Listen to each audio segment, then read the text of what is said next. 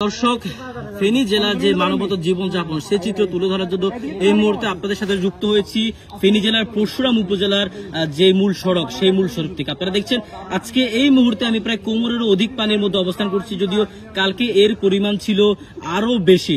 গতকাল রাত থেকে আজ সকাল অবধি কিন্তু বৃষ্টিপাত নেই বললেই চলে, সকালবেলা সূর্যের দেখা মিলেছে। আপনাদেরকে এখানকার যদি সার্বিক পরিস্থিতির কথা বলি তাহলে বলতে হয় ফেনী জেলা যে বন্যা কবলিত এলাকাগুলো রয়েছে, বিশেষ করে ছাগলনাইয়া, পরশুরাম এবং ফুলগাজী এলাকা, সেখানকার যে মানুষের দুর্ভোগ সেটি কিন্তু ঠিক এমনটাই অনেকটা। বিশেষ করে গ্রামের যে চিত্র সেটি কিন্তু আরো বেশি ভয়াবহ। এটা হচ্ছে মূল সড়ক। মূল সড়কের এই পরিস্থিতি হওয়ার কারণে যান চলাচল অনেকটা বিঘ্ন হচ্ছে এবং জরুরি প্রয়োজন ছাড়া মানুষ কিন্তু অনেকটা বের হচ্ছে না, বিশেষ করে চিকিৎসা সেবা বা খাদ্য সামগ্রী দরকার। আমরা অনেক কষ্ট পাইতেছি, ঘরে কথা বলার চেষ্টা করতেছি। আপনি কোথা থেকে এসেছেন এবং এই পরিস্থিতি? আমরা চিতলিয়া থেকে আসছি, চিতলিয়া পশ্চিম পাশে রেল রাস্তার পশ্চিম পাশ থেকে আসতেছি। ওইখানে পানি এতটুকু, ওইখানে মানুষ যান না, আমরা অনেক কষ্ট পাইতেছি। গ্যাস সিলিন্ডার পুড়েতে যাইতেছি, গ্যাস সিলিন্ডার শেষ হয়ে গেছে, আমাদের অনেক কষ্ট হইতেছে। গতকালকে কি পানি কম ছিল? গতকালকে পানি বেশি ছিল, আর বেশি ছিল, আস্তে আস্তে কমতেছে, আস্তে আস্তে কমছে।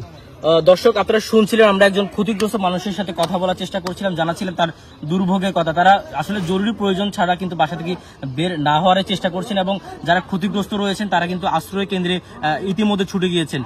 ফেনী জেলার কহুয়া, মুহুরী এবং সিলোনিয়া নদীর যে 182 কিলোমিটার দৈর্ঘ্যের যে বাঁধ রয়েছে সেই বাঁধের প্রায় 20টি অংশ কিন্তু ভেঙে গিয়েছে।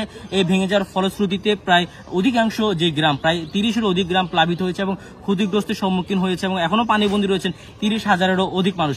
আপনাদেরকে আমি দেখানোর চেষ্টা করবো আমার পেছনে একটি ঘর, আর সেই ঘরের প্রায় অর্ধ অংশে কিন্তু পানিতে তলিয়ে রয়েছে। সেখানকার যারা বাসিন্দা রয়েছেন তারা ইতিমধ্যে কিন্তু আশ্রয় কেন্দ্রে ছুটে গিয়েছেন এবং জেলা প্রশাসনের পক্ষ থেকে আমাদেরকে জানানো হয়েছে যে ক্ষতিগ্রস্ত যারা রয়েছেন তাদেরকে আশ্রয় কেন্দ্রে রাখার ব্যবস্থা করা হয়েছে। প্রায় 19টা আশ্রয় কেন্দ্র প্রস্তুত করার পাশাপাশি এই উপজেলা সব করে আশ্রয় কেন্দ্র প্রস্তুত করা হয়েছে। এর পাশাপাশি যারা আশ্রয় কেন্দ্রে রয়েছেন তাদের জন্য খাদ্য সামগ্রীর ব্যবস্থা করে রেখেছেন এবং বন্যা মোকাবেলায় ক্ষতিগ্রস্তদের অনুদান হিসেবে জেলা প্রশাসনের পক্ষ থেকে নগদ 17 লক্ষ টাকা প্রস্তুত রাখা হয়েছে। পাশাপাশি আপনাদেরকে জানিয়ে রাখি এই বন্যা পরিস্থিতির মোকাবেলা ফেনীর যারা সেনাবাহিনী কর্মকর্তা রয়েছেন, বাংলাদেশ বর্ডার গার্ড যে কর্মকর্তা রয়েছেন তারা কিন্তু রেস্কিউ করছেন, জরুরি মুহূর্তে দুর্ভোগীদের উদ্ধার করার চেষ্টা করছেন, ত্রাণ সামগ্রী পৌঁছে দিচ্ছেন। পাশাপাশি আমরা দেখেছিলাম ঢাকা, চট্টগ্রাম সহ বিভিন্ন স্থান থেকে অনেক মানুষ কিন্তু ফেনীবাসীর জন্য ত্রাণ নিয়ে এসেছেন।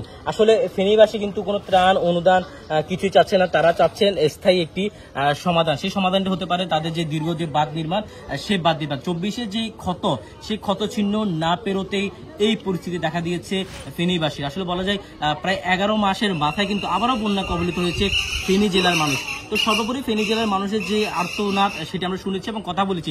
তারা চাচ্ছেন যে স্থায়ী সমাধান হিসেবে স্থায়ী একটি বাঁধ নির্মাণ, যেটি তাদেরকে মোকাবেলা এবং রক্ষা করার চেষ্টা করবে।